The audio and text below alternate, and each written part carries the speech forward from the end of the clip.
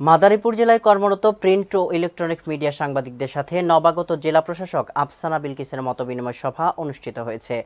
মঙ্গলবার দুপুরে জেলা প্রশাসকের সম্মেলন কক্ষে এ মতবিনিময় সভা অনুষ্ঠিত হয়।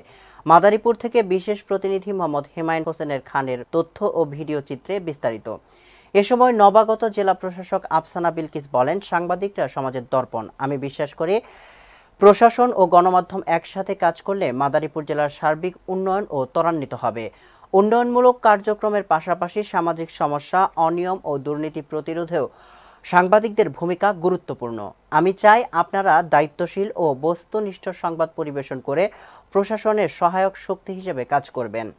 সভায় আরও উপস্থিত ছিলেন মাদারীপুরের অতিরিক্ত জেলা প্রশাসক রাজস্ব মোহাম্মদ আশরাফুল আলম, অতিরিক্ত জেলা প্রশাসক সার্বিক ফাতিমা আজরিন তন্নি। এ সময় মাদারীপুর জেলার 5টি উপজেলার শতাধিক প্রিন্ট ও ইলেকট্রনিক মিডিয়ার সাংবাদিকবৃন্দ উপস্থিত ছিলেন।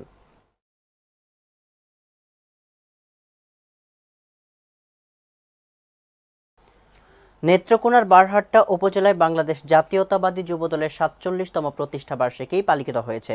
দুপুর 3টায় দলীয় পতাকা উত্তোলনের মধ্য দিয়ে অনুষ্ঠানের সূচনা করেন উপজেলা যুবদলের নেতাকর্মীরা। পরবর্তীতে উপজেলা যুবদলের অসংখ্য নেতাকর্মীর অংশগ্রহণে একটি বর্ণাঢ্য র্যালি আয়োজন করা হয়। র্যালিটি বারহাট্টা মডেল স্কুল মোড় থেকে বেরিয়ে গোপালপুর বাজার সহ শহরের প্রধান প্রধান সড়ক প্রদক্ষিণ করে আবার মডেল স্কুল মোড়ে গিয়ে শেষ হয়।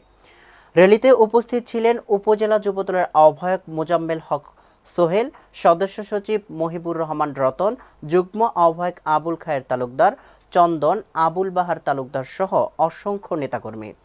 এছাড়াও বিভিন্ন ইউনিয়ন থেকে আগত বিএনপি, যুবদল, কৃষক দল, ছাত্রদল সহ সকল অঙ্গ সংগঠনের নেতৃবৃন্দ উপস্থিত ছিলেন।